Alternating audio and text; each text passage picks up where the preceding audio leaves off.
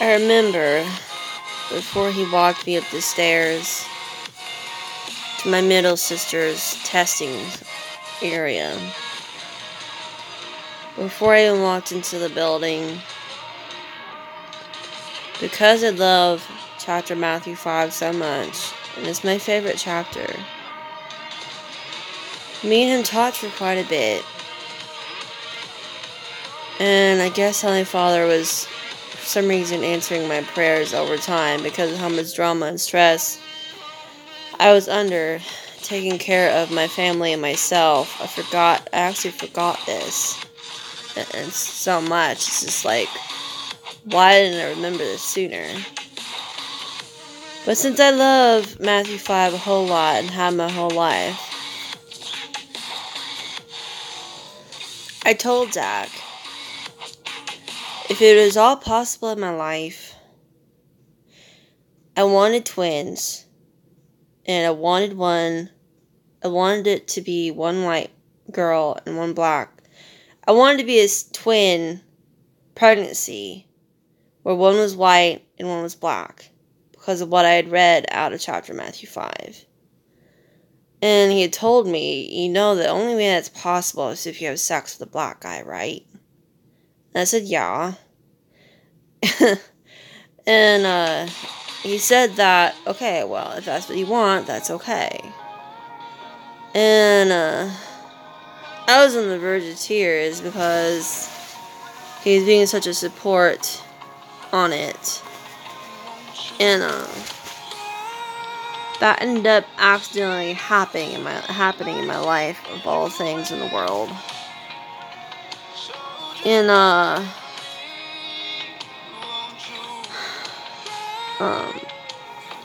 ended up actually kissing him before we walked up the stairs together, and walking me to my test area.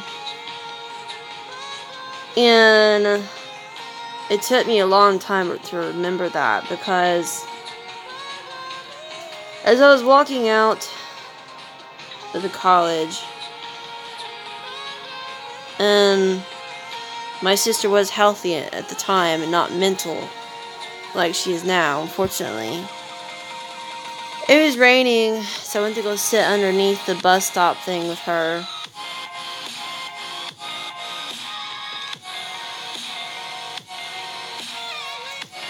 And I talked to her, and I told her exactly what he told me, every word. And she said that he sounds like a very handsome, supportive man for you, of all the things in the world. You're a very lucky woman. And after that, a lot of bad things happened in my family, back and forth, all of us, that the trauma and the drama was truly getting to my brain.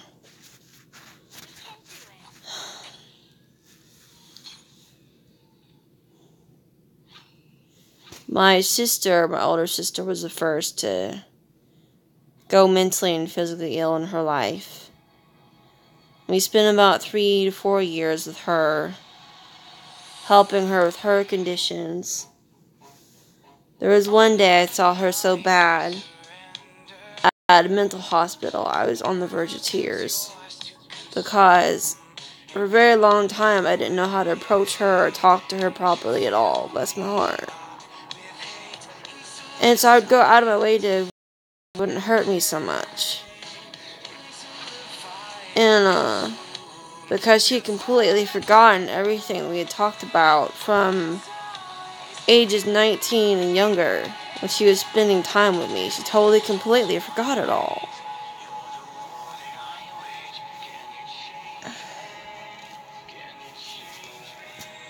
Bless her heart and soul.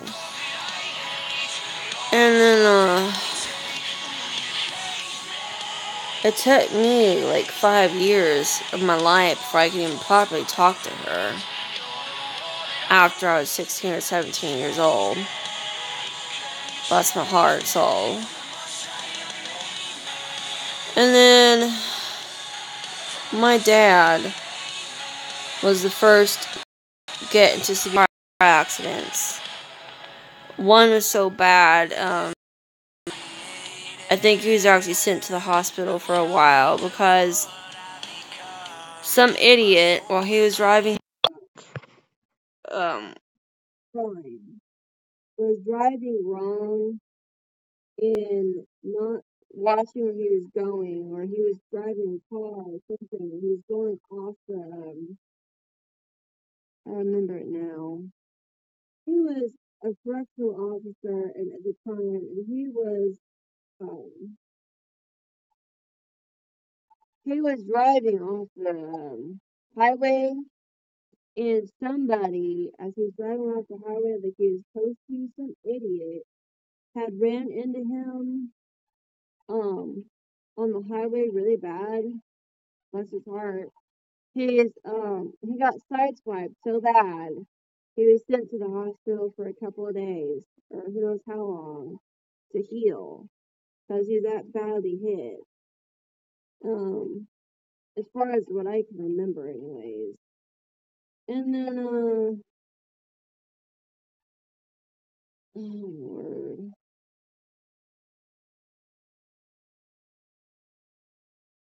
And then my sister was the next to have car accidents repetitively because of her sleep apnea. Her first accident was truly terrifying. Her 2/3 of her car was totally smashed in. She was sent to the hospital for like 2 weeks for months.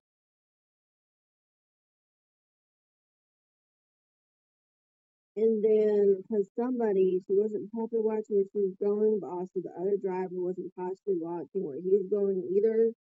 They both like severely rammed into each other. But because he wasn't watching where he was probably going the most in his life, he ran into her really, really bad. And whatnot. And then the other car accident she had was truly an accident. She had fallen asleep at the wheel, and she had ran her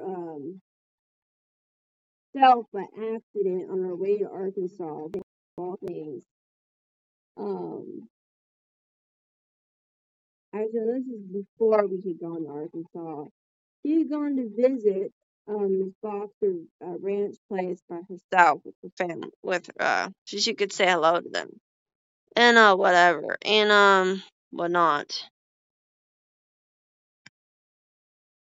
And on her way back home, she'd fallen asleep at the wheel, and her car totally sideswiped on this metal thing on the side of the road, and her white van, totally ran into a tree. And thankfully, she only got a few injuries due to that. And then she had one more severe accident up here in Arkansas, and thankfully she's still safe after all that. Um, my dad had one freaky car accident up here, was totally wrecked his Toyota in half.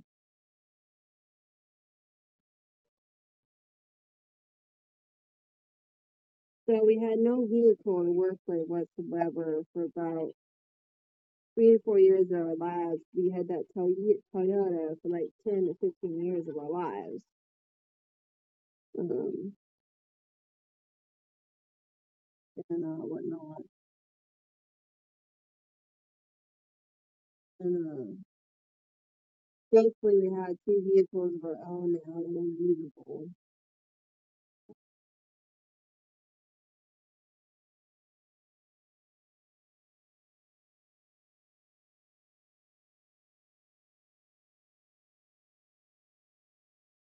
My mom got in one severe accident before I was born into this world. Posey's son, drunk truck driver, before I was born to this world. Um, had totally hit her so bad.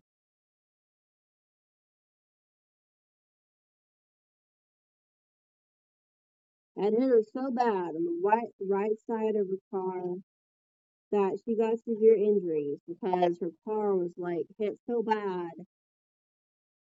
It hit her in the side, on the driver's side of the car. She was sent to the hospital for a very long time in her life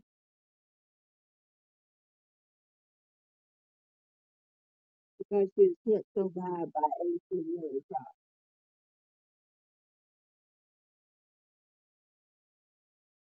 We're all we're all lucky to be alive.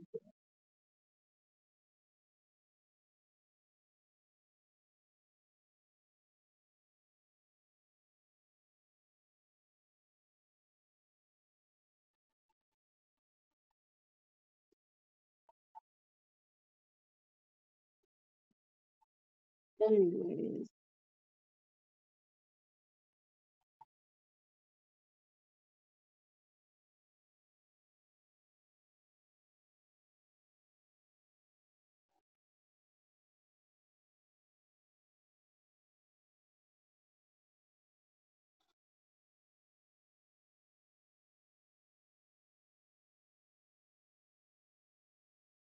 under all that stress and my family, my relatives treating me like crap every day, it's very hard to remember any of this stuff over the years.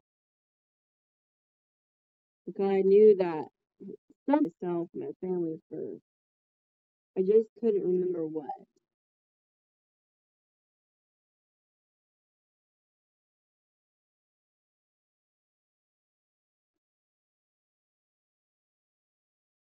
Remember what and why.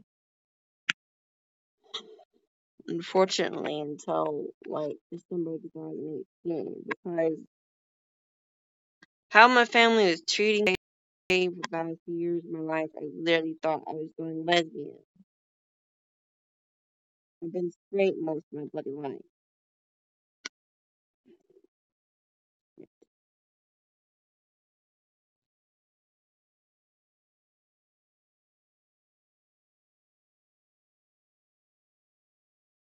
I know, whatever. After my grandma finally passed away from this world, 6 months after, I saw a lot more negativity in my family. And I've been in so many death-based experiences that have sent me close to death's door myself. I knew that this feeling in my family was wrong and uncalled for. I had gone to my grandma, Darlene, and Otis Talent's grave specifically and prayed to them. Grandma Darlene and Otis Talent, you know what I need to do in this life. I would like to bring the positivity back in my family so much. I love them every day of my life. And you know what I need to do in this world to make that happen. And over the years, they did end up answering my prayers. May have been a weird way, but they did end up answering my prayers. Oh my word! He is way too loud on me. Wow.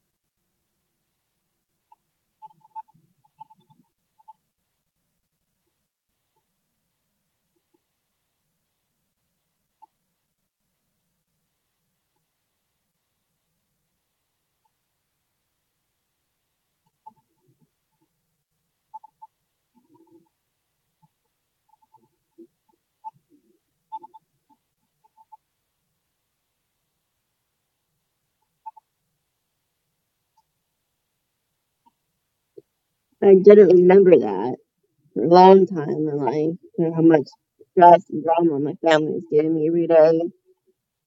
It was raised in too many places, and because it literally prayed in front of my talent side's family funeral uh, grave that if it's not possible, I am still trying to bring positivity back into my family. And you know I am. I need the guidance in my life to be able to make that possible. And over the years, as my memories slowly started coming back to me and back to me, he ended up answering those prayers and whatnot. Um, in very awkward ways, to be honest.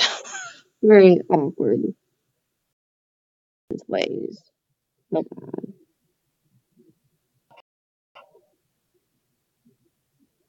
I know I'm not racist. That's my heart.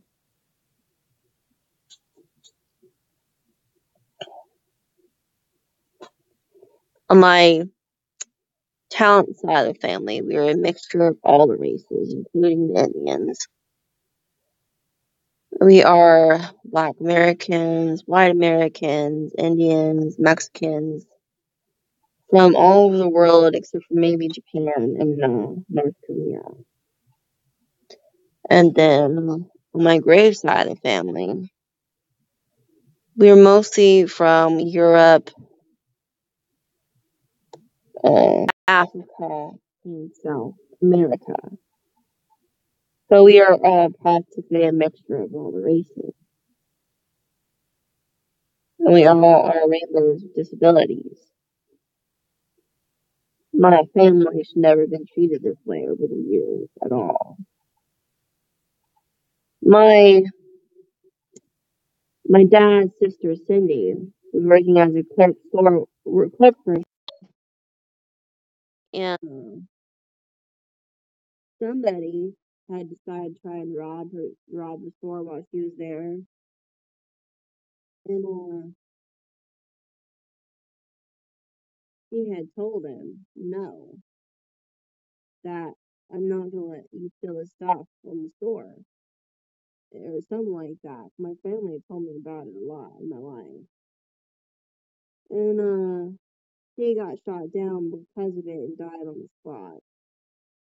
The police were thankfully able to catch him in the act because he stood up for morals over her life.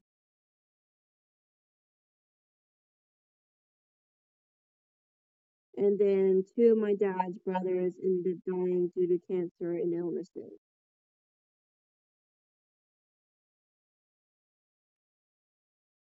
I believe that we only had Grandma Ferline only had 8 heirs, 2 daughters and 6 sons. And there's only one daughter and 4 boys left alive, and Aunt Kay can't have any kids of her own, so she went out of her way to foster and adopt. So the way Jeremiah is treating his family is uncalled for and wrong. Because he has kids of his own, whether he likes it or not, and he needs to start treating his family better or be sent to prison. It's just a fact of life. He's a very, very evil little shithead. He shouldn't be treating his kids like that, nor his own family.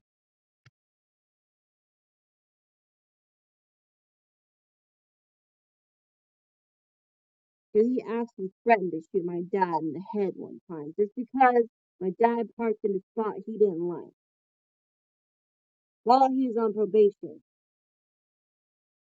My sister ended up having to stand up for him so that my dad wouldn't do anything stupid.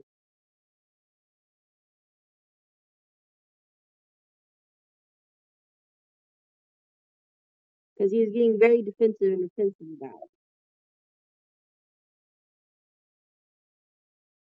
And he said all this in front of his mom and his own kid I think they were afraid of him after that little kid.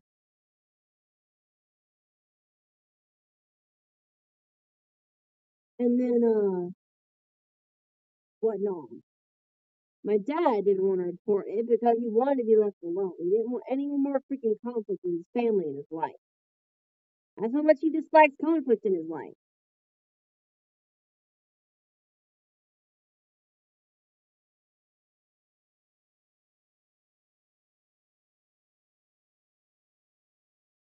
My whole family doesn't like to argue and cause conflicts with each other on my town side of the family because we're all stubborn. Sometimes, some days it's hard for us to listen to each other, be willing to listen to each other some days.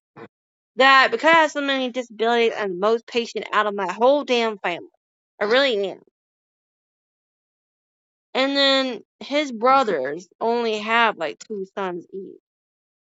Nothing more, nothing less. As far as I know, I don't think their sons actually have kids of their own. And they're 18 years old. My family is on the brink of extinction. My talent side of the family. And unfortunately,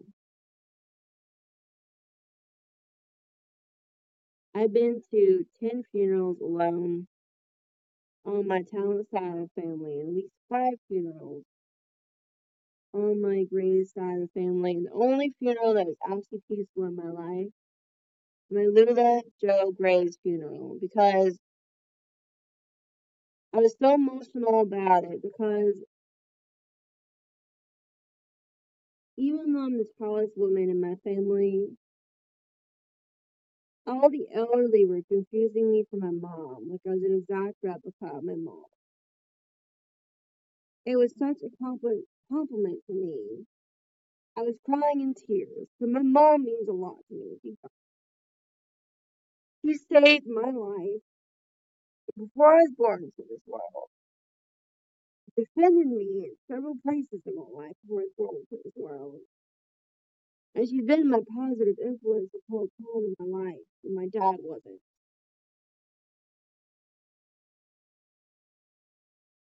She means a lot to me.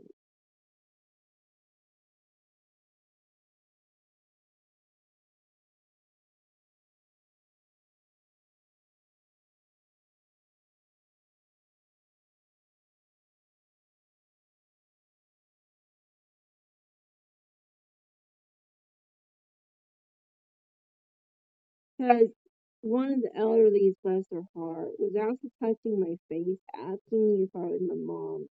After that, I was crying in tears, and I was crying in tears so bad that my grandfather, Ray, had called me to come sit down to go watch the movie with him. And after that, everybody was a lot nicer to me at the funeral place because my grandmother, my grandpa, and my mom truly mean a lot to me in this world. They do. Why I like my Uncle Art and my Uncle Bob so much. The only reason why they don't get along, because seriously, they are like oil and water and fire and lightning. It's hard for them to get along at all. I mean that seriously. Sometimes it's hard to look at and hear some days. That's my heart.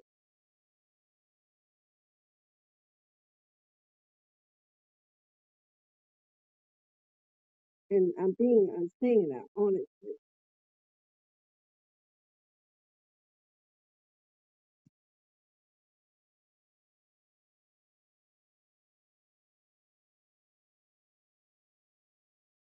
One day I heard them arguing at each other so much, I was like, oh my word. No wonder it's hard for them to get along. I'm amazed they even talk to each other at all some days. It's that bad. On me, Grandpa, and Uncle Bob, and Mom were in the house all together one day. I'm like, oh my word. No wonder it's so hard for them to get along. That's my heart. I think Pokey was asking the house too that day. I'm like, oh my goodness. I was like, literally, oh my word. Oh goodness.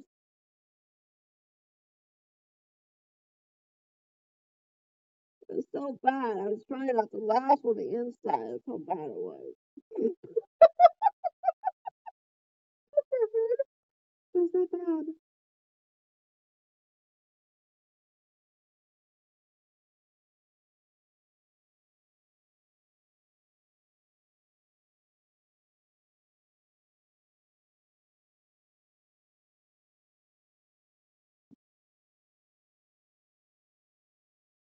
This is a song that Zach actually sang on violin. On violin when I was in the 8th grade of school. Same voice and everything. Took me a while to remember it, but it's not hard because my memory has been a bunch of crap over the years, especially how my family and relatives have been treating me lately.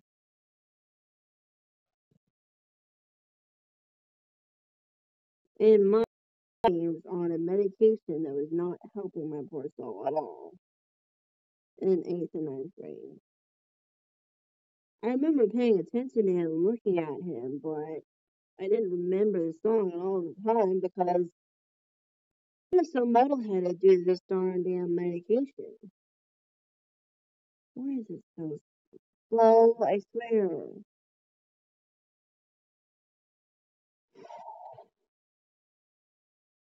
I mean,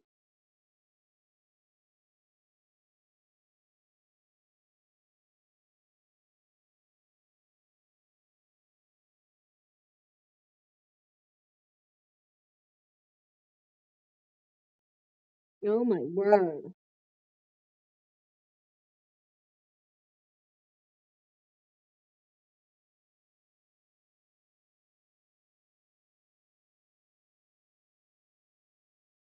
The only dreams that I had in my life was about my future type of dream things. And because of how the school is treating me every year, first through 9th grade, all I was having was true nightmares every day. Horrifying nightmares that a 5th, 9th grader should not be having in their life at all. And so every time I went to sleep at night, praying for Zach and thinking about Zach at the same time, up here in Texas and up in Arkansas, I'd have flashbacks of bad nightmares. At one time when I woke up in the Arkansas household, it was 12 to 2 a.m. in the morning, and my brain was like screaming out in pain. I was screaming bloody murder. It really was. And I looked into the mirror, and like a lot of colors, a lot of black spots were popping up in my eyesight. It was a really weird experience. Oh, garbage!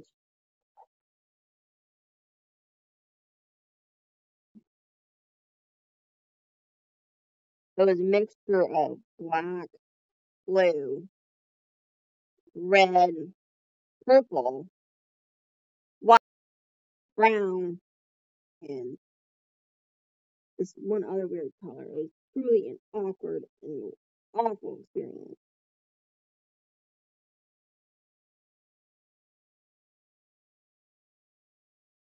I literally felt like the right side of my brain was on flame.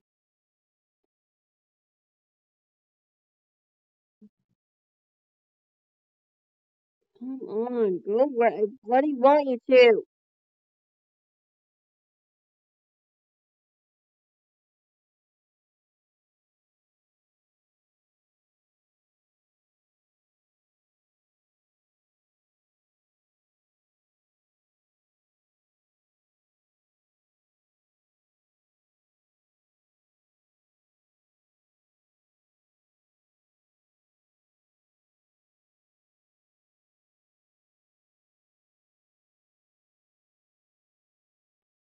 medication and the meds and my flooding with my brain so bad when I was 15 and 16.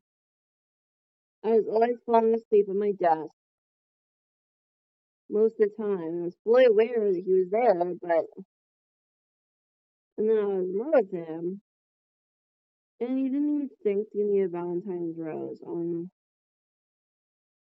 in ninth grade at all. I was like really heartbroken in way too many places in my mind. It wasn't until after I left ninth grade that he started being nice to me again at all.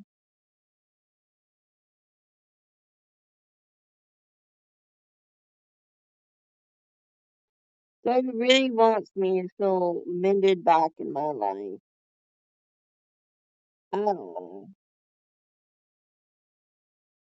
I need those things I told that I shared on Facebook or Twitter because I've been in love with him most of my life. He's broken my heart and mended my heart in so many places over the years, and yet never dated him yet so far. It's really pathetic. If he just stayed with me 7th and ninth grade in school, I would not have as many damn injuries that I have now. So whatever you do in 7th or ninth grade to try and help me was really a dumb idea. It was not helpful at all. Because I only saw one of the incidences where I was sexually harassed in ninth grade because I didn't want it to backfire on me at all. Having the urge to punch the guy in the face. I turned around and said, "Hey, sir, you have no right touching me. Leave me alone." All this verbal words in my life. Trying to get him to walk away. Leave me alone. I ended up very embarrassing him so bad that he walked away himself.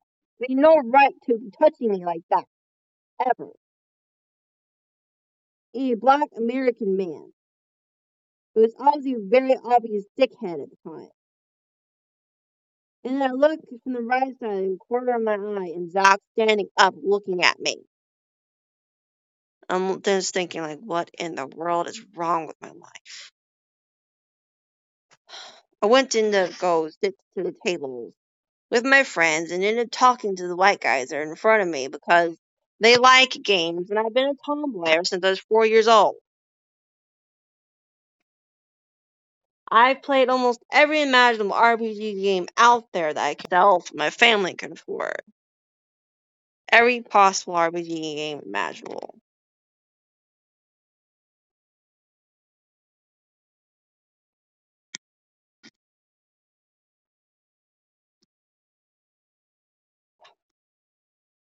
The only three games I really stick out close to my heart is Zelda, Kirby, and Mario. I truly suck like shit.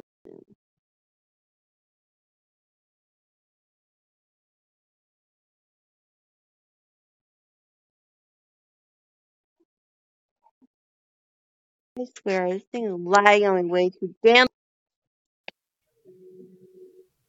starting to piss the shit out of me.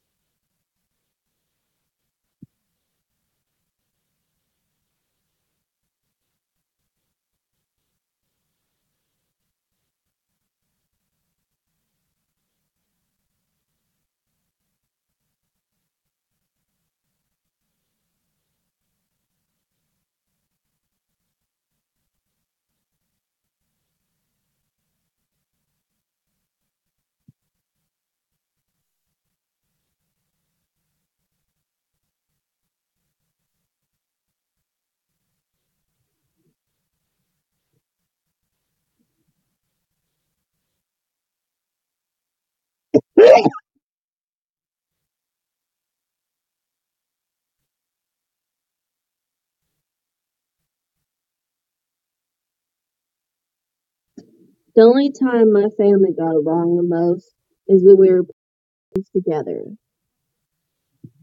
My dad had first introduced me to Suikoden when I was 9 years old. He was playing Suikoden 2 at the time. And he said that I should just try it myself and see how it works for me. So when I was 9, I was first introduced to Suikoden. And then a year after that, I was introduced to Dot Hack. And then a year after that, I started playing Star Ocean. And then that's why they're my 3 top favorite games. And then a year after that, I started playing World of Warcraft and RuneScape, or somewhere in that time frame. World of Warcraft, I started playing when I was 12 exactly, I remember. My dad's character, Hunter, was like level 80 already. And I was looking at all the characters very slowly, trying to decide which one meant the most to me that I wanted to play first. And I ended up playing a Death Knight, Dark Elf first, Night Elf first, because it truly impressed me the way the character looked. And I named her Vanius after the lava dragon. And I played through the storyline, and it wasn't until I got to level 70 that I felt impressed to switch to a tank. But I'm really getting sick and tired of playing DPS so much.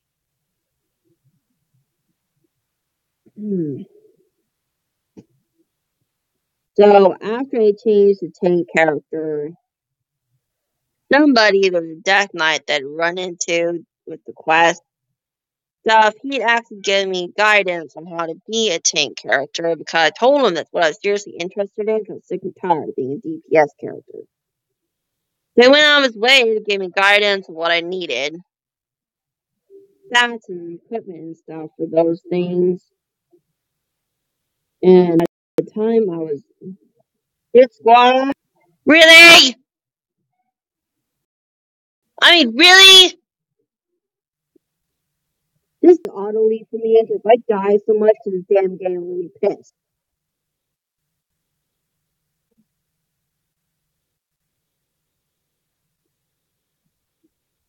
So, seriously!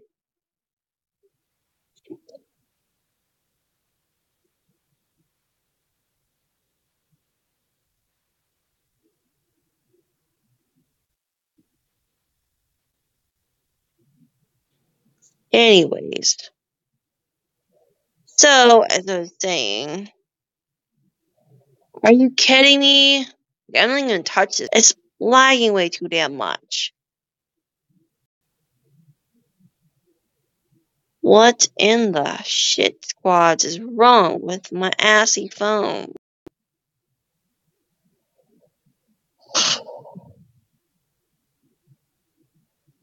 Oh my word. I'm trying so flipping bad not to get mad at my phone.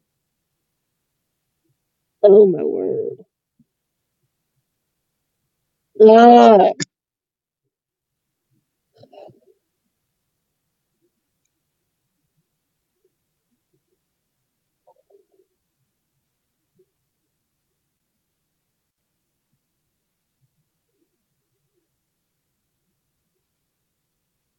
Finally. Thankfully. I swear.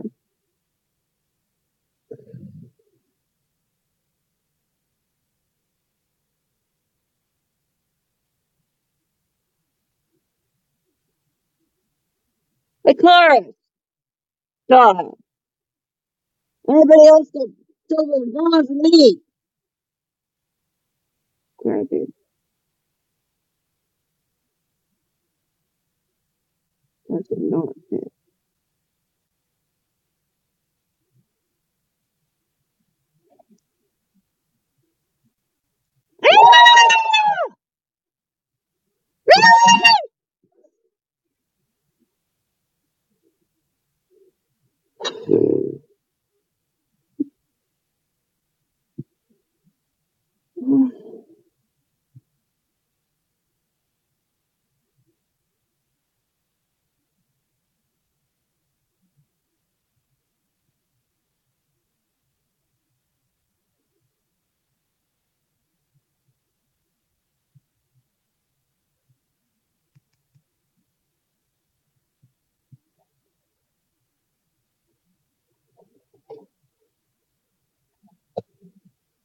Anyways.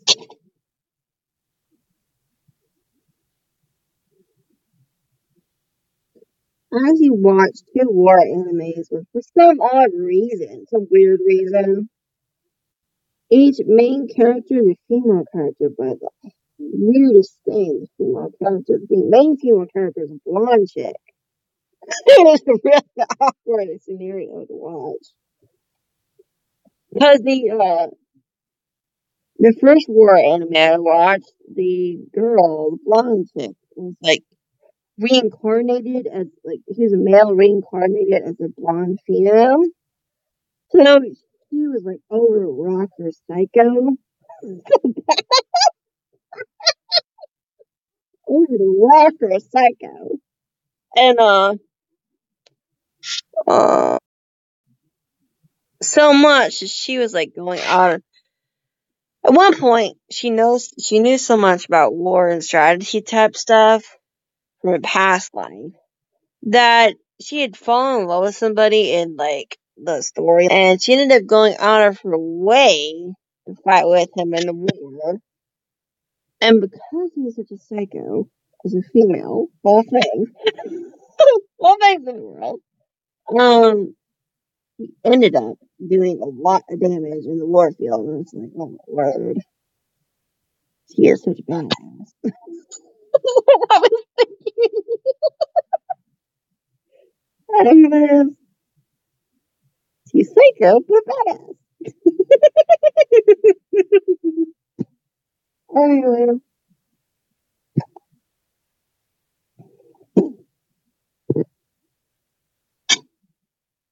and the next one that I watched was Violet Evergarden, and it really impressed me, really bad.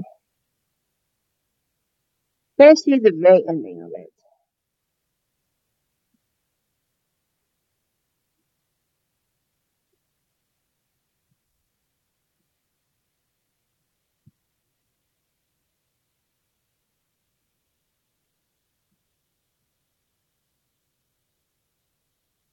So, anyways, there's a lot of animes and mangas that I've watched over the years, and as weird as it sounded, as weird as it sounds, I felt like most of them were based off of true stories. Maybe not like the magical fantasy part, but like the rest of it was based off of true stories. As weird as that sounds.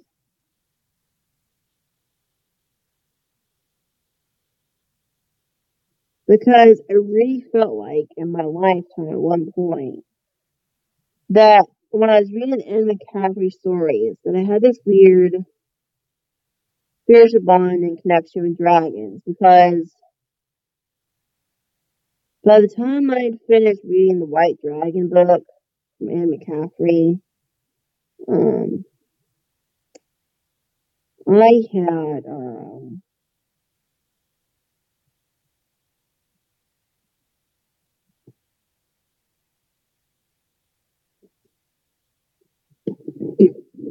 really awkward dream one time in my life.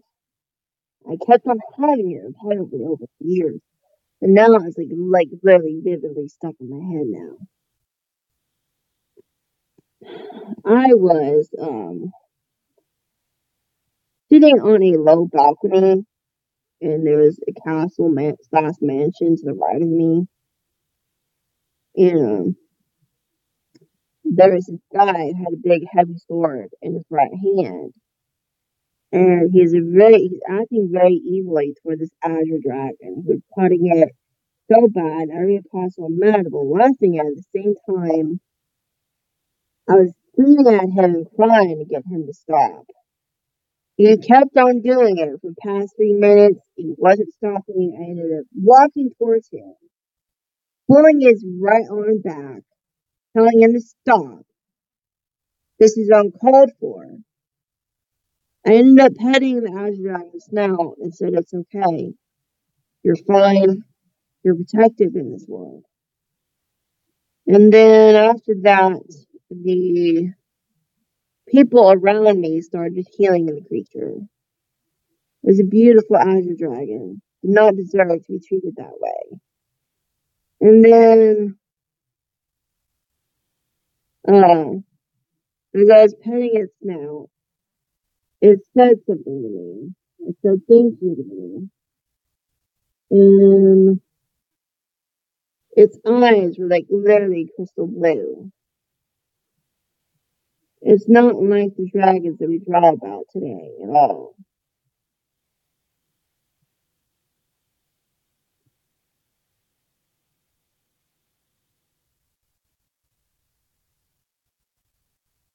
And it does have angel wings. Its back has angel wings on it. And then it has very straight, sharp horns. And it has 4 legs. It's nothing like the dragons that we draw about today.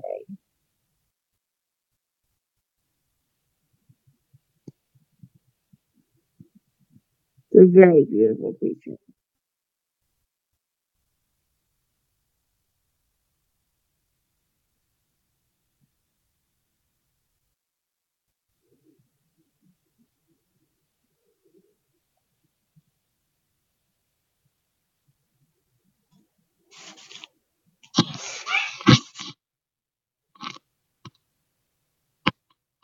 Come off it.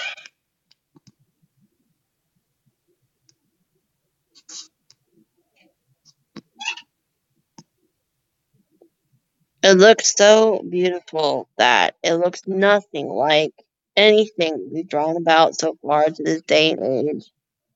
I was crying so bad because it should not have been treated this way ever during the years of its life. Ever. It looks nothing like the dragons we draw about in Suikoden, that we draw about in McCaffrey stories and whatever. And it looks nothing like the dragons at all in How to Train Your Dragon. It was so beautiful. It didn't deserve to be treated like this at all. That's why I was crying out in tears, because it's that beautiful. And now it's vividly stuck in my head every day now, and I don't understand it myself. I really don't.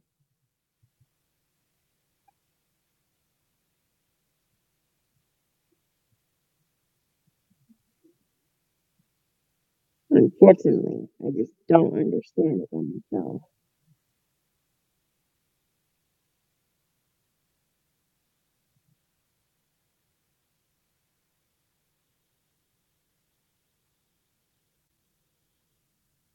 All I know is that this dragon keeps on flying in the skies in my head. It's very weird. Almost every day now.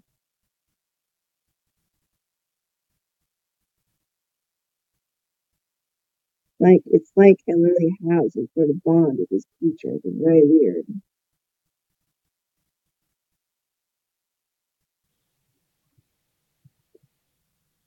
But I really don't understand it myself for the life of me.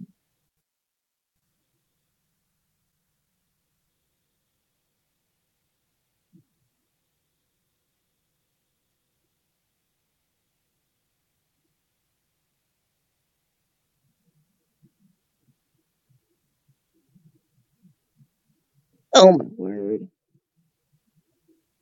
Anyways,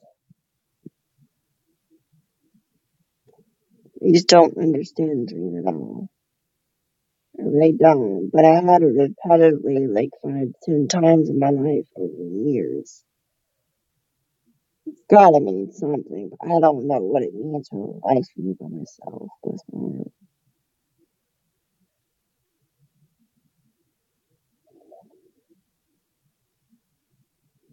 And Anne McCaffrey is not alive anymore, if you'd ask, so I don't know how heck else I can ask. I don't know who else I can ask. Unfortunately. Oh my word. Garbage. Anyways,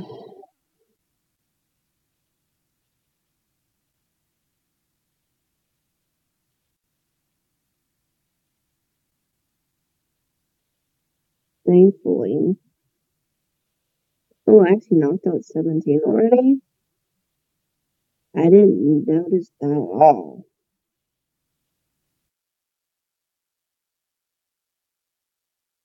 But anyways,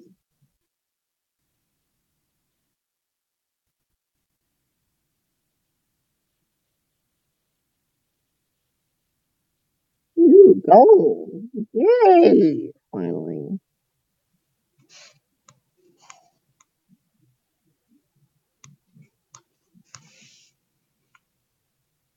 I actually got a goal on a debt of all things. Yay.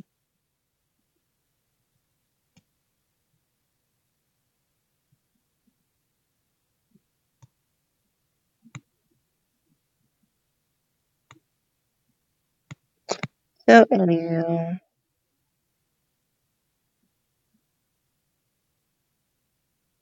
don't understand why, but I was wrong on like a vivid image of it. It's like really stuck in my head now. I don't understand it in life. I had this dream so vividly over the years. I literally need to ask somebody what it means. I don't understand what the heck it means on my own at all. Bless my bloody heart. I just don't.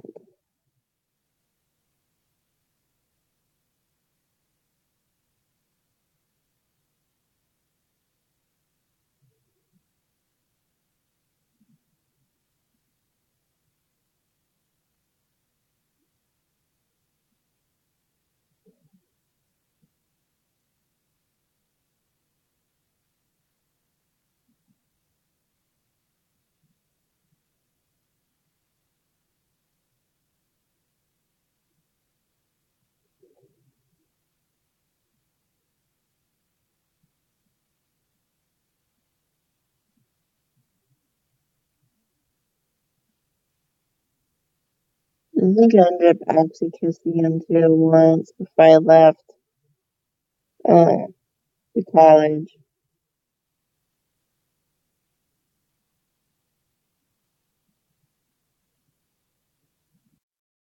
As soon as I left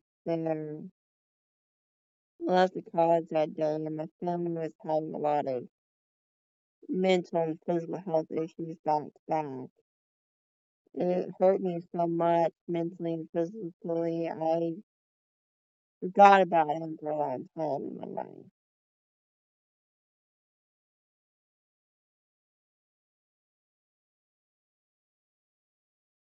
And what we had talked about over the years. Unfortunately,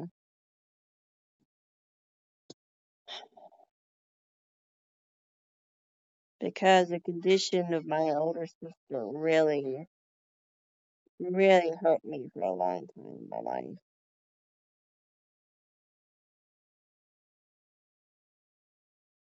It hurt me so much when we argued when I was between 16 and 19 years old that by the time I was 17, I just decided I needed to move out of the city. It was time for me to move on in my life.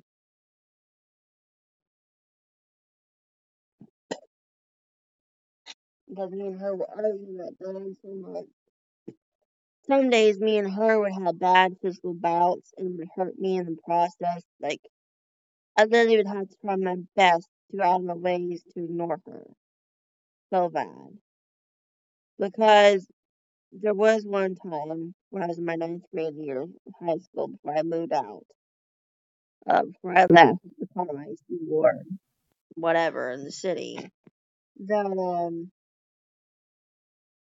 I was getting ready to get on Facebook, chill, to calm my mind, and I got up for a few minutes to get water so I could have something for myself to do, to use. And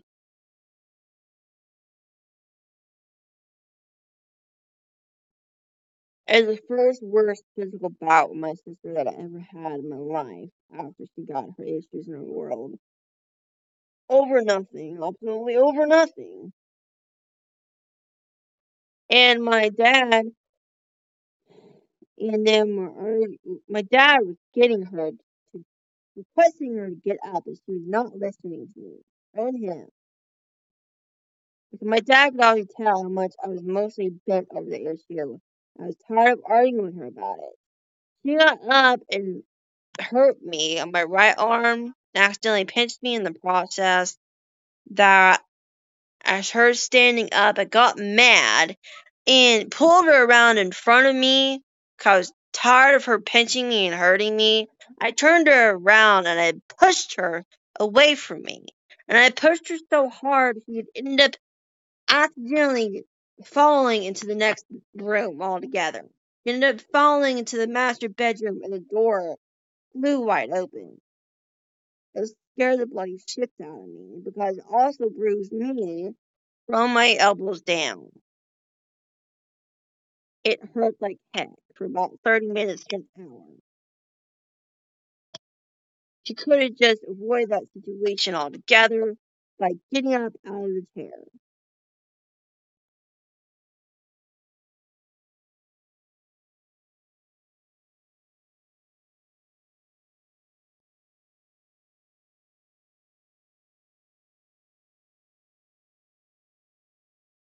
I think at the time, my middle sister and my dad were like they're the only ones sympathizing with me at the time.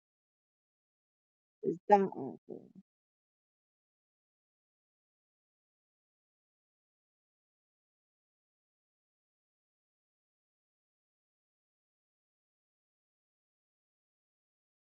I think after them looking at me in the face, they knew it scared the shit out of me.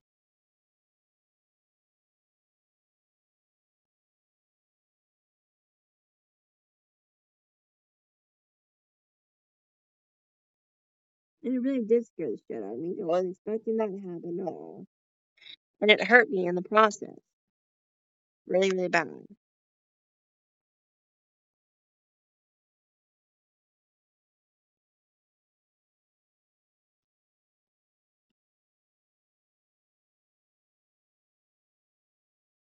The only place I felt truly at peace at all through the whole school years was the soccer field. Even with all the pain and ass issues I was going through every year. It's the only place I felt at peace at, even if it was just practice matches. Because my 8th grade year, or 7th grade year, maybe it was both. I honestly don't remember at this point in my life. But the younger sisters had defended up to me when I was playing soccer on both, because they wanted there was one each on both sides. And 2 or 3 or 4 of the Hispanic girls were giving me a bunch of ass issues, was giving my team advice on how to properly play the matches. Because there's like really 4 white girls, 1 black girl on our team, and only like 3 to 4 Hispanics on our side of the team. If I didn't say something, we were gonna lose at this rate. And one day, one of the Hispanic girls headed at me so hard and getting mad at me on purpose, and I had no gloves on at the time. It hit my palm so bad on both of my hands near my wrist that I literally screamed out, ow, and the ball fell in my hand. After that, Ayala stood up to me and asked me why I was having such difficulty in my life. And I showed them. And I gave an example. And after that, they stopped giving me bullcrap that I was having so difficulty playing the game. They really did. And they even requested me to go get gloves. And that's what I did. I walked over to the PE coach and asked him if he could give me some gloves. And it really helped with the impact of the kicks because 3 out of 5 of the kicks really packed a punch. So bad. Ugh, really did. Helped lessen the pain a lot.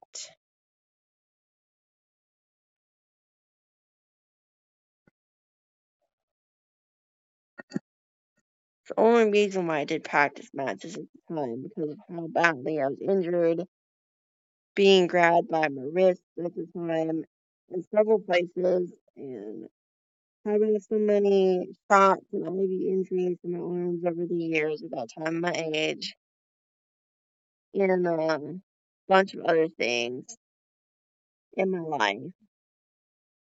I related stayed standing in one position with my knees bent forward so I wouldn't hurt myself anymore.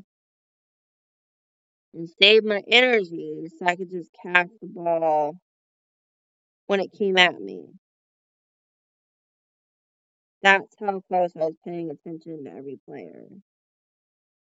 Because I knew that if I didn't save my strength, I would end up injuring myself in the process or worse. That's how bad I was injured in my life.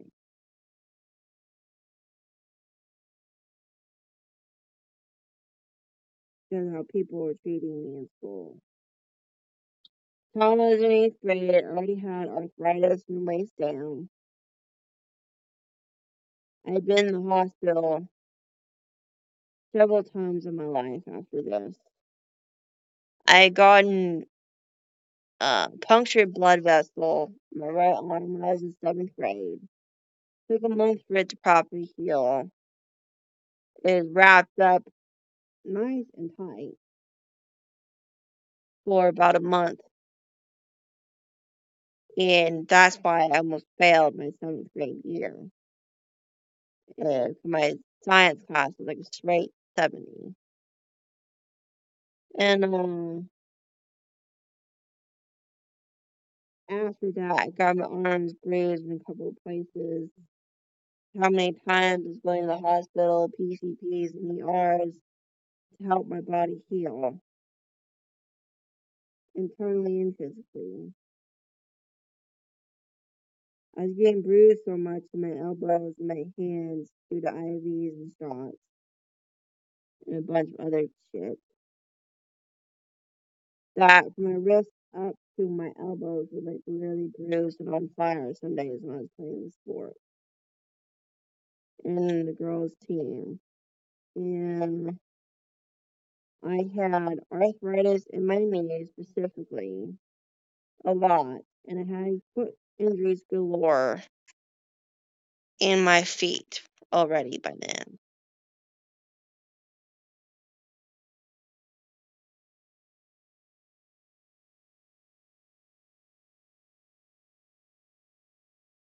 Especially in my growth plates, bless my heart. By the time I was 12 years old, I already had both of my growth plates shattered, and my right growth plate had been fractured. And it took about six, wait, how much? It took about 3 months total for my feet to fully heal. My foot to fully heal from that in 6th grade. And the first 4 weeks was total torment because people were teasing me and not taking my word for it that I did injure myself that bad. But what had happened is it was 4 to 5 p.m. at night, and I was so exhausted and tired being bullied every day that I wasn't paying attention to what I was doing. I was getting off the disability bus. And I am a pure klutz. I am. Bless my heart. Bless my bloody mind heart. Then when I got off the bus, I'm not paying attention to what I was doing at all. And my right foot, the front of my right foot, that's my bloody soul, had hit this metal part in the ground, and I was fast.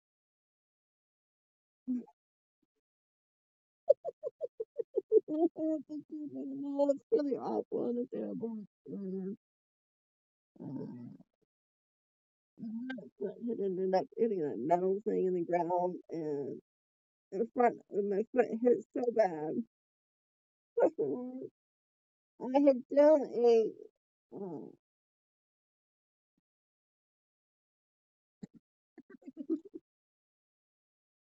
I was spinning in a 360 direction in an 80-degree way, an 80-degree um spin, like on a spin. I was, I was like spinning like a spinning top. Bless my heart on the right side of me, and then my butt, my back, and my right foot was the first thing to hit the ground. Bless my heart. My back ended up hitting my sister's car, and tried to get up 3 times on my own, and I just couldn't. My dad and my sister had to work together to help carry me up the stairs. You know, my mom had prayed about it and said that we needed to see the foot doctor ASAP. And as soon as I got to the foot doctor, 'cause my older sister and my mom weren't there at the time, so I don't remember this that well. Only I remember this so well. The doctor had scooted up to me and looked me directly in the eyes and said, Amber, if you'd not come in when you did, you would have had a permanent broken foot altogether. You're a very lucky lady.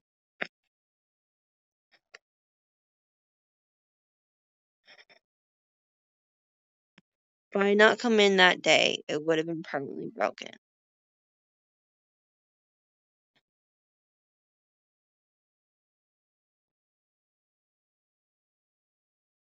Took 3 months for that to fully heal at all.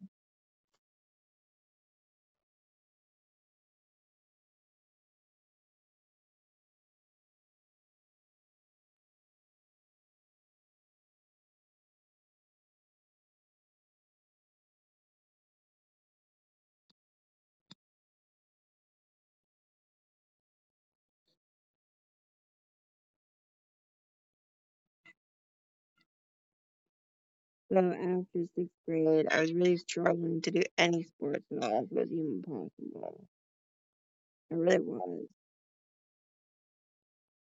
I waited until my foot fully healed I waited until my right foot fully healed before I even tried to do anything. Any sports at all.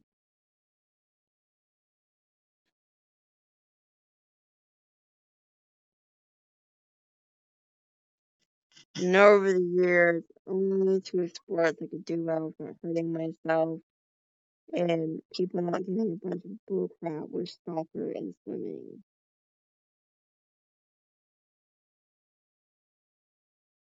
I was doing diving one time in my life, and when I was younger, before I turned 14,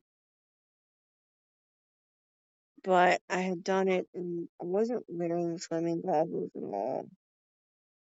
And I wasn't paying attention to how hard I was diving into the water. And it's like literally because of how hard I hit the water. And I was 6 feet in the water. My brain was unconscious for like 30 seconds. And then I started waking up, realizing what's going on. And it took me about 2 to 5 minutes to get out of the water. And after that, I was afraid for about a year to even step in water at all. I really was.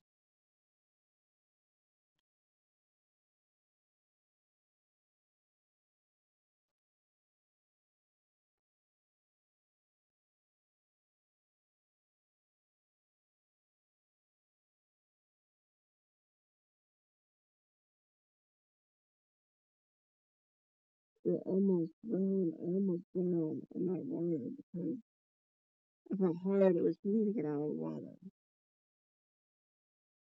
And it was so bad, I don't think I'm actually ever going to do diving ever again. That's how bad it was. That's so hard.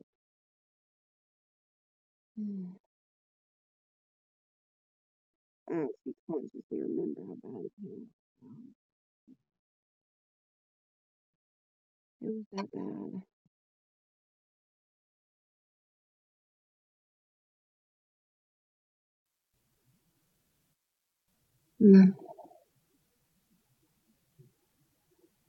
Because it was like literally like it felt like it was a head pain to my brain. It hurt like shit.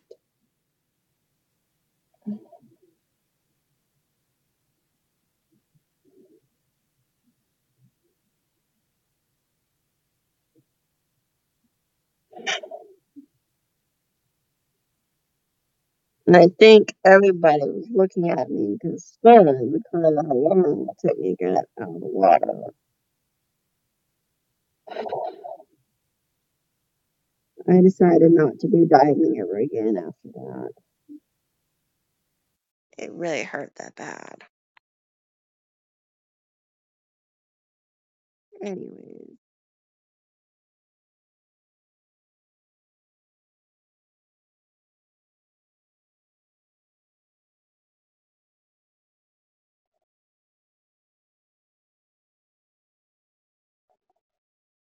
Anywho.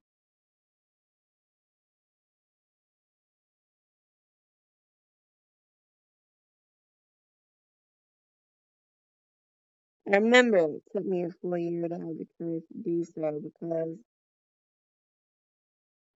my family would drop me off before their mental and physical health issues got worse in their life. My dad would personally drop me off, or my sister would personally drop me off to my PA place a lot. And so I could spend time there. And with the kind of reward. And there was this one time, because I was so afraid of water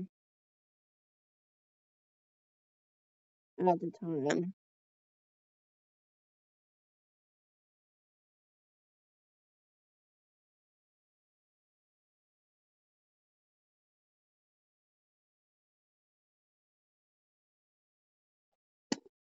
bless my soul, when I was 15, and I went to the swimming area. Literally all I did for the first 3 to 4 weeks in the summer, all I did was just trying to step into the water and walk in the water. That's all I did for a very long time. That's how afraid I was of it.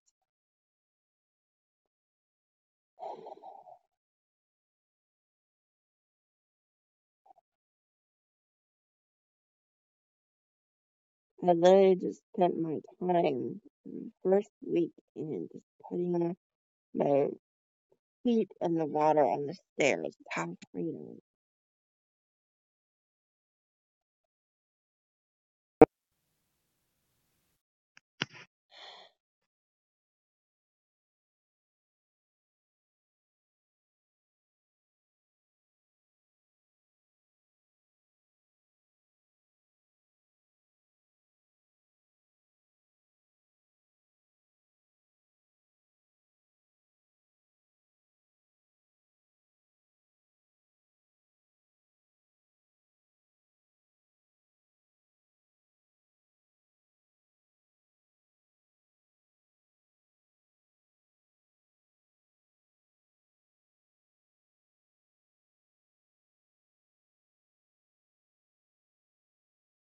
I decided after what happened to me in that diving incident that I wouldn't dive ever again. I don't mind if I can do other parts of swimming and sports, but I just not going to do diving again. That was really a bad and awful experience for me. It hurt my brain and my body in so many places. It literally made me afraid of water for a very long time in my life.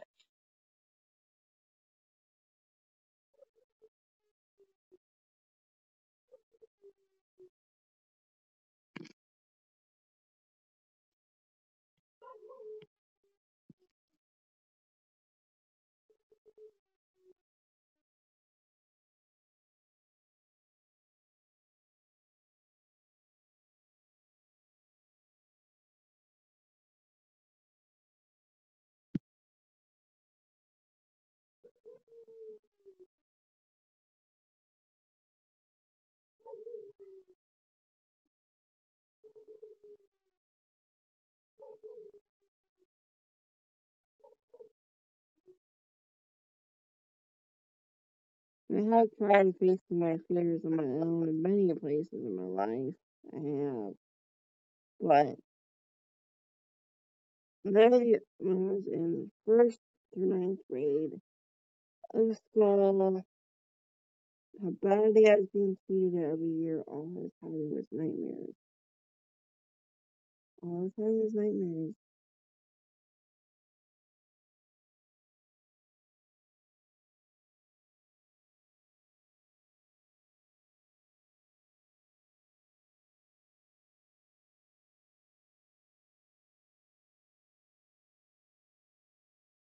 only felt at peace when I was with my LDS church members in the corner ward because of how bad I was being bullied at school.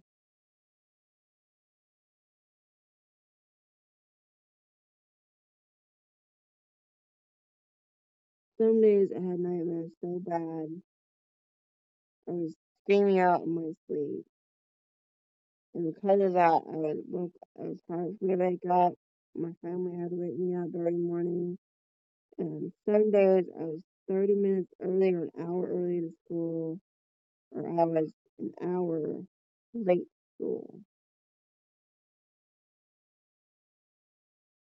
How bad my nightmares were.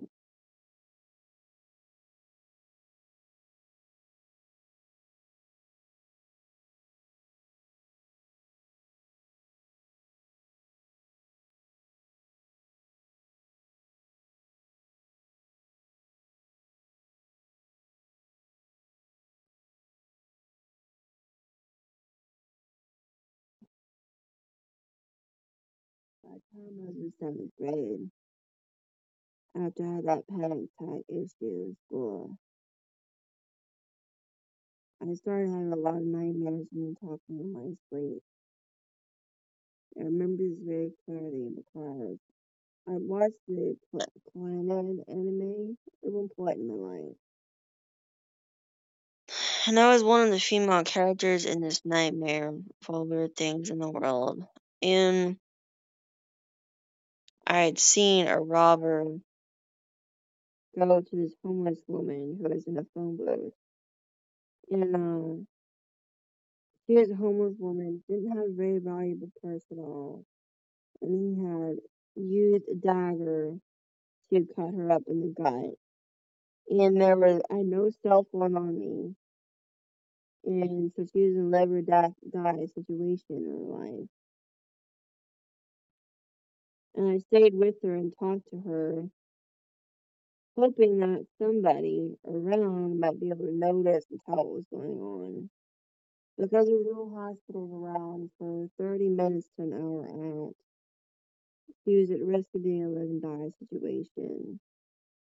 And because I ended up staying with her and talking to her and keeping her conscious, there were several people around me who were driving by and just noticing what was wrong and called the hospital on her behalf.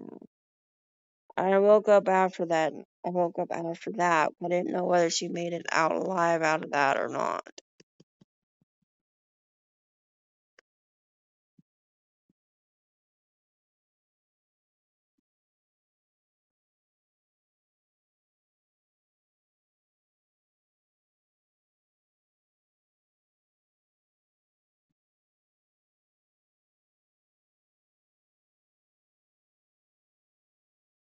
She was badly stabbed in the right part of her gut, and it was a scary nightmare. It really was. She should have never been treated that way over a dumb purse. She didn't have anything valuable in it at all. She really didn't.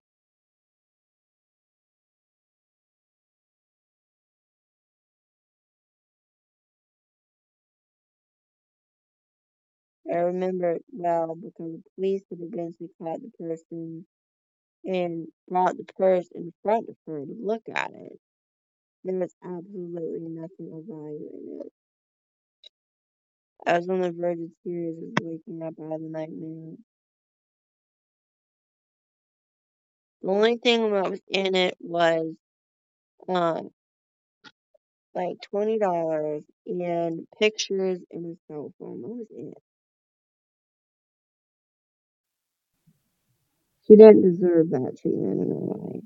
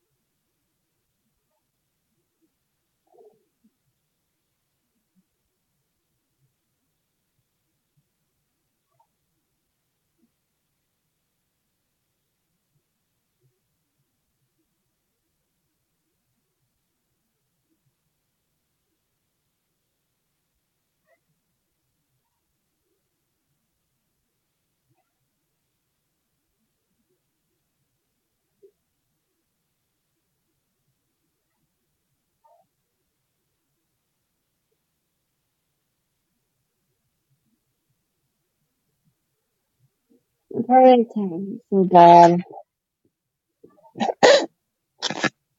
In 7th grade, just trying to defend my friend from not being cussed out anymore in her life, that I was clenching my right hand so bad, trying not to punch the idiot in the face. I started to have these weird spasms all the way through my body, and I felt prompted I needed to go to the nurse's office where I fell front forward on the floor. And so that's what I did. And it got worse and worse by the hour. And I was having weird, bad illusions and nightmares and while having a panic attack. And I ended up being sent to the ER twice. Sunday night at 10 p.m. it started up again. So bad. I was paralyzed so bad, from neck down. I couldn't move anywhere on my own. The two men who came to get me on the thing, one each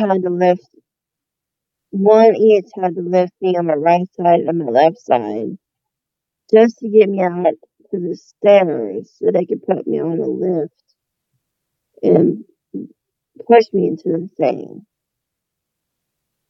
And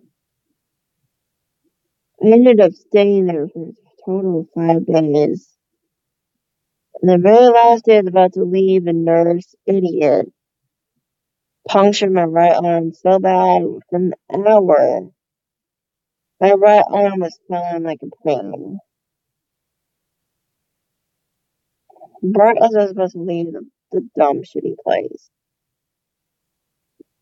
the doctor or whoever ended up coming in personally himself and apologizing on her behavior, her accidental issues, and wrapped my arm where I was swelling so bad himself.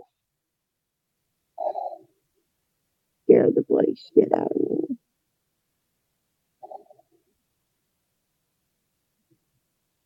Took me a full month for that to even heal.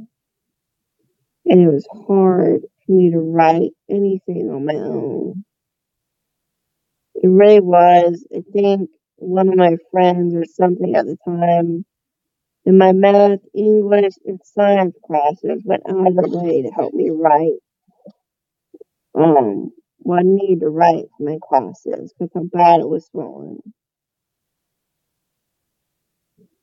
I barely passed my science class this grade because it was that swollen and hurting.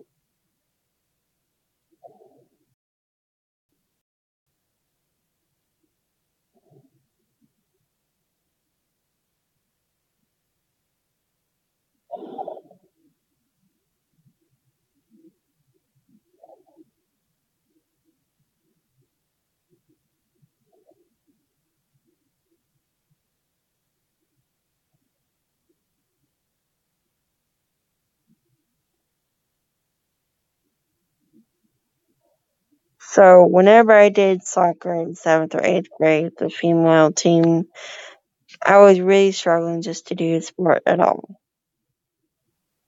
So bad.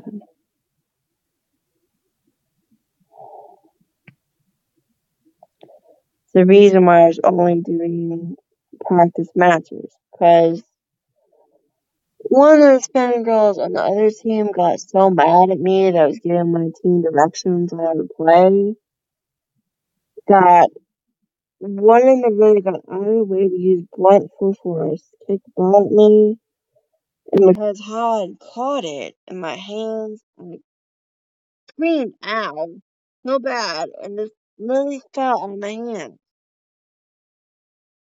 If the Ayala's hadn't stood up for me, I probably wouldn't have played the sport at all after that. I was so bad at her.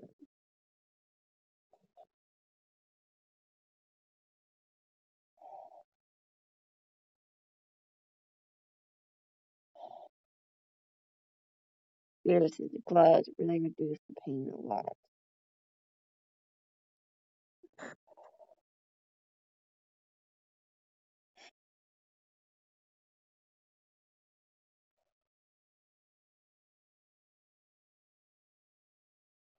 The Hispanics really kick a punch.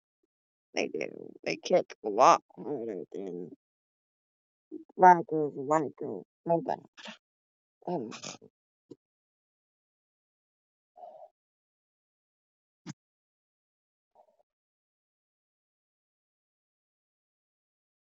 I know that from personal experience. When I was in fifth and sixth grade, is one sports team we were doing. I think there was literally only one girl besides me on the team, or two girls, and one of the girls was a blonde chick, a dirty blonde, and I knew she was, but always paying attention to her, paying close attention to her. I knew the men would pick on her because the other team was mostly male. We only had like 8 to 9 males on the team. I knew if I didn't pay close attention to her, they were gonna easily get the ball away from her. So easily. So I paid attention to her when she had the ball, so she could just pass it to the other boys. So she could just pass the ball. And I actually told her verbally who to pass it to, because there was a couple of times where the boys were actually able to easily get it out of her feet, out from underneath her feet.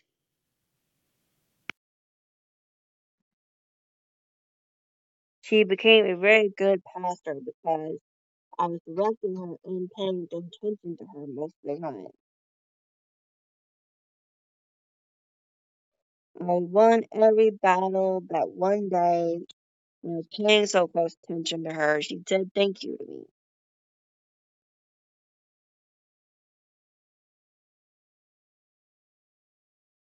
I knew how much she was struggling with it.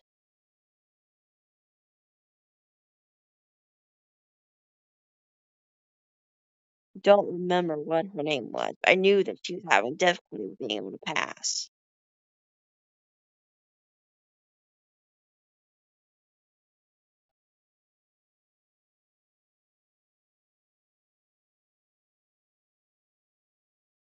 That's why I paid attention to her so much, because most of the boys were always targeting her, which had the ball in her hands and her feet area on her feet. I literally made sure my eyes were always on her instead of the other boys. I knew the boys could handle their own weight. I knew they could. And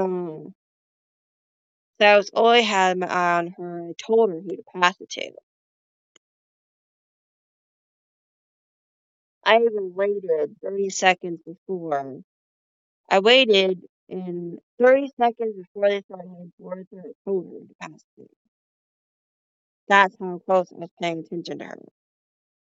I knew the boys could handle their own weight. I knew that.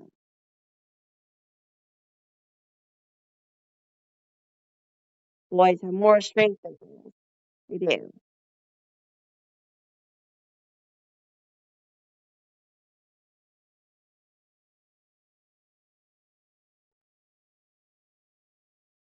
And blonde girls have less strength than all the other girls in their life. And because they're kind of touchy naturally and just like spending most of my time paying attention to her, because if I didn't, I knew we were going to lose the battles. Shouldn't be losing just because one girl can't play right when properly when most of the other side of the team was male, and me and her being the only females on the team, as far as I can remember anyway.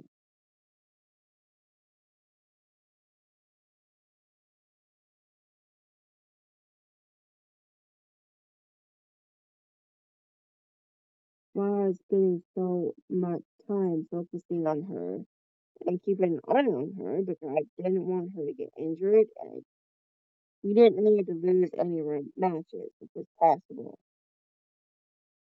The way they were trying to get out from under her feet some days, I was really worried they're going to injure her feet in the process.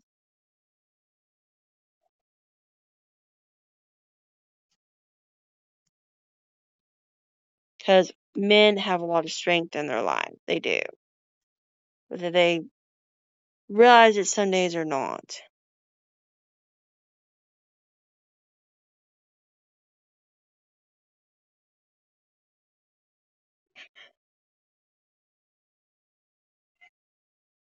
Why I was paying close attention to her, because some days they would accidentally kick her ankles when she had the ball in her hands. That's why I was paying attention to her so much, bless her heart. Like, they would accidentally kick her ankle while in the process of trying to get the ball out of her hands, out of her feet.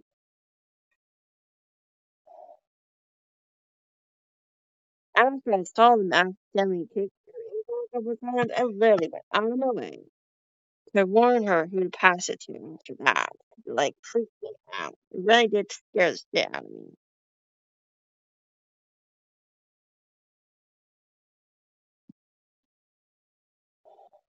That's how close they were aiming at her feet. It was terrible to see. Bless her heart.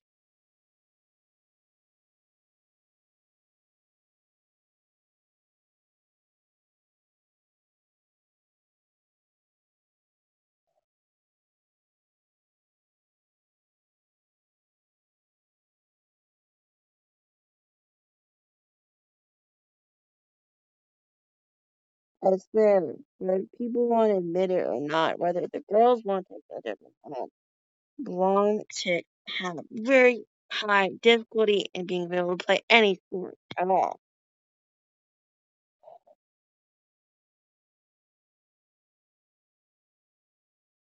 So personally, the way the blonde chicks treated me at the volleyball teams was truly uncalled for. I swear, every other team on that court was like literally looking at me in sympathy.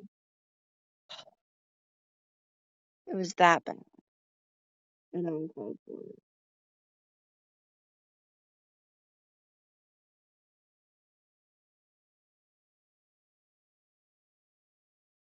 After the last match was had, I went to the bathroom and cried after I left. Like, I was really sick and tired and feeling that way after that. I stopped playing volleyball altogether.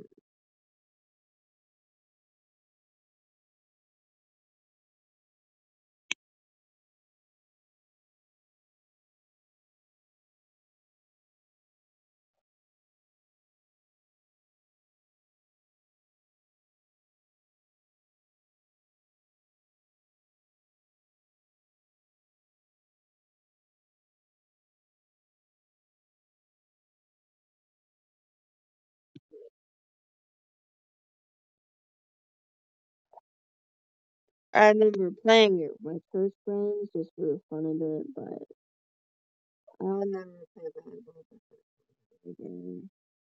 I just don't love it.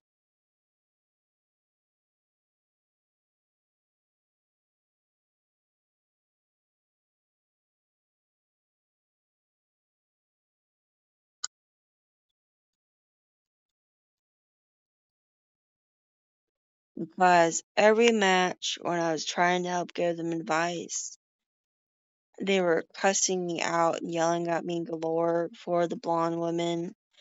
After the third match, I stopped giving them guidance and just ignored them. I was tired of the way I was being cussed out every time, and then blaming me that it was my fault when it wasn't my fault at all. Most of the time when I was the hitter, whoever it was a brunette chick and the black hair girl, was actually keeping an eye on me because they knew I could hit it hard and that we'd be able to get something in if we got anything in at all. That's how hard I was hitting it. So I don't appreciate how these blonde asshole chicks would keep shooting me at all. I don't plan on doing volleyball ever again professionally.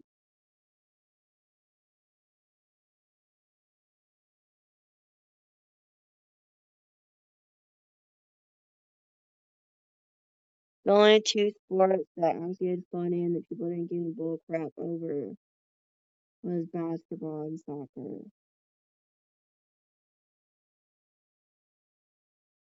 That I could do without hurting my hands or my feet.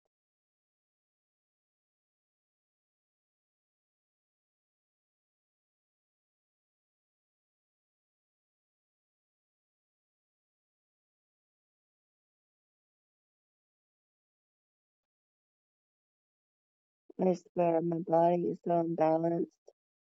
I have to be very, very careful if I'm doing sports at all. Especially if I do any sport professionally, bless my heart. It's truly that bad and terrible.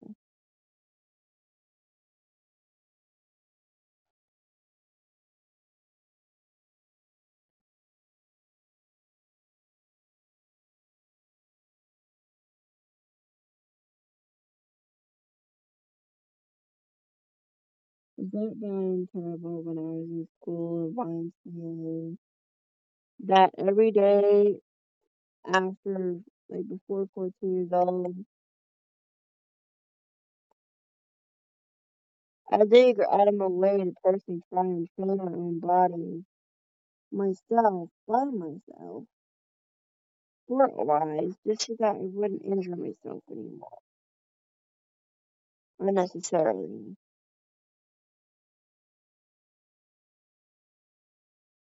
I usually spend a lot of time using a tennis racket, um, by myself, solo, just throwing this rubber ball at the wall so I could gain strength in my wrist.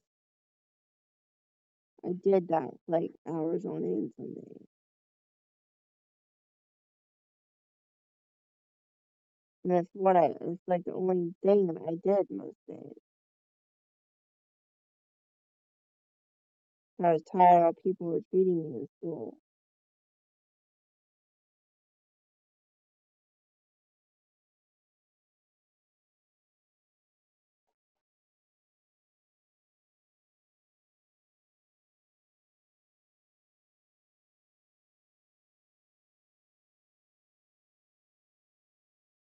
Mostly every day or almost every day, that was like literally the only thing I did sport wise when I was 9 to 14 years old, just so I could gain any strength in my arms, got any strength in my arms at all.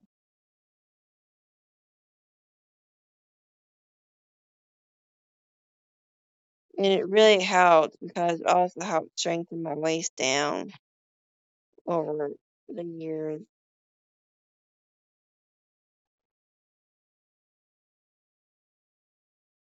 It helped me to be able to do anything all of my life by myself. That's how much pain I was in over the years.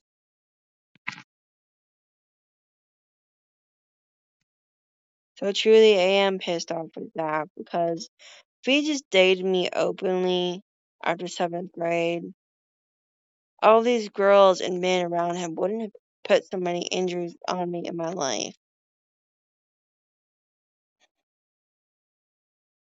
So if he does come up here to visit me, I could slap him at least once before I even date him.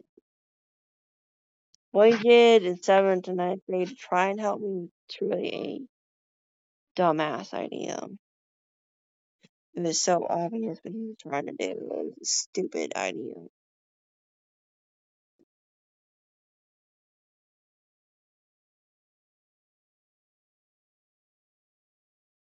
Really, really stupid idea.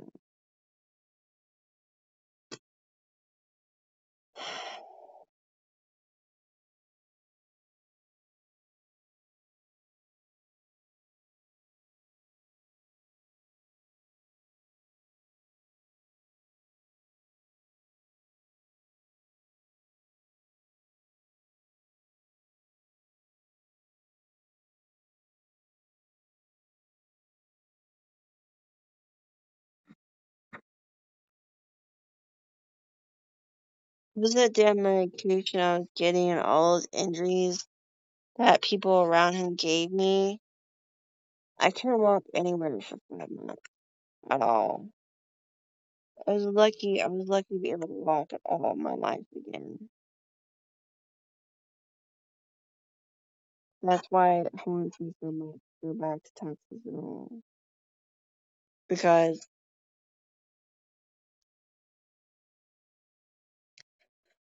I took a lot, it took a lot of courage and heart just to talk to him after talking to his mom and his dad. Because Susanna really, really scares the shit out of me so bad. I was walking towards him one day and he was getting so unnecessarily snappy at me. I was literally flinching backwards. I'd step back. I stepped back 2 footsteps away from her. She really scares the shit out of me. Yeah, I went to go sit down, and after that, he started talking to me with all these questions and whatever. And he's like, "This is the whole reason why I fell in love him all over the place, all over again." I was like, "Oh, word. Is that it?" I swear, if he comes up here to see me, I could have stopped him at least once. Pathetic. I don't have his phone number, and I haven't even dated him yet. And it's like, oh my god, he's really pissed me off in so many places in my life. He really has. Mm.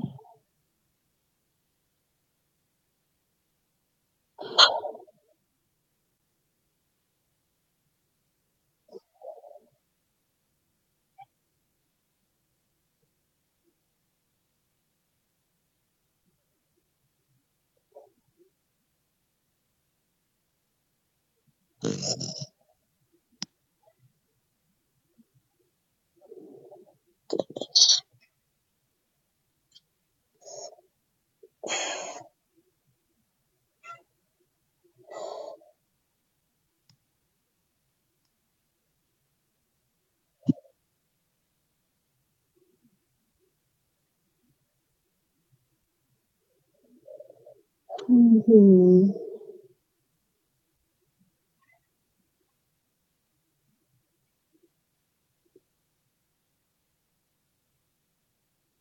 Mm-hmm.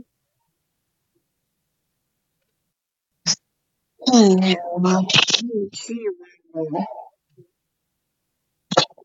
I am about to play a different game in a minute.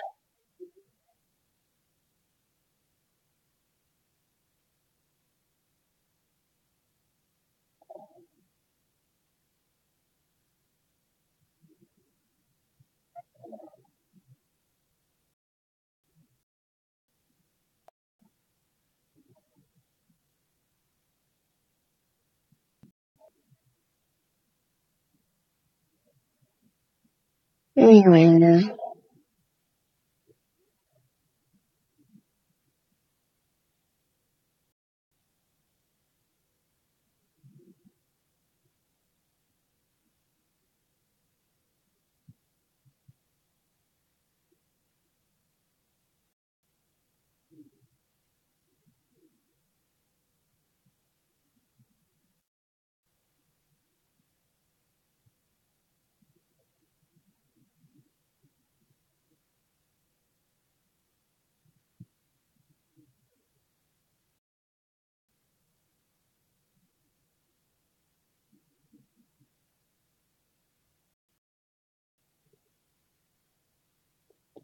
I swear, pain don't want to thinks his dumbass idea now it's coming back to me.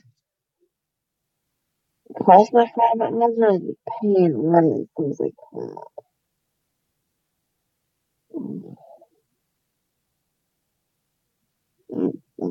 Hurts like shit.